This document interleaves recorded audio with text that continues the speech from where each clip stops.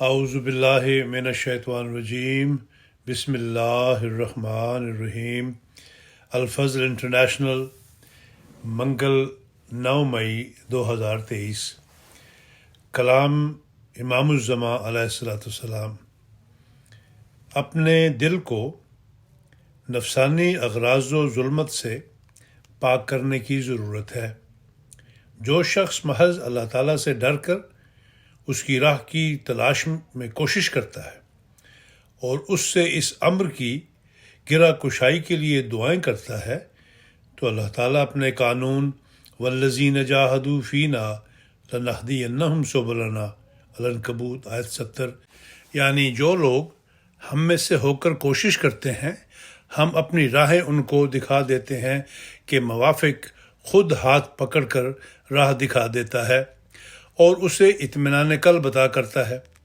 اور اگر خود دل ظلمت کدا اور زبان دعا سے بوجھل ہو اور اعتقاد شرک و بدعت سے ملوث ہو تو وہ دعا ہی کیا ہے اور وہ طلب ہی کیا ہے جس پر نتائج حسنہ مترتب نہ ہوں۔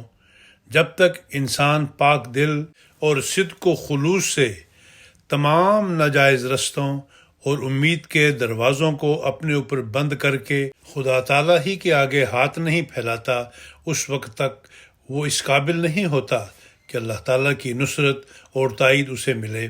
لیکن جب وہ اللہ تعالیٰ ہی کے دروازہ پر گرتا اور اسی سے دعا کرتا ہے تو اس کی یہ حالت جاذب نصرت اور رحمت ہوتی ہے۔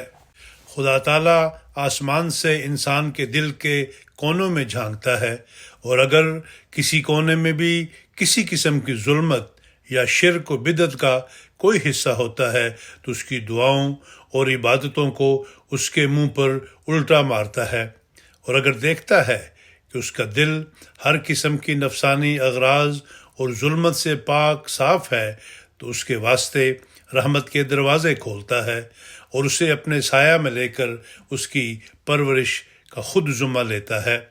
ملفوظات، جلد پنجم، صفحہ نمبر 396۔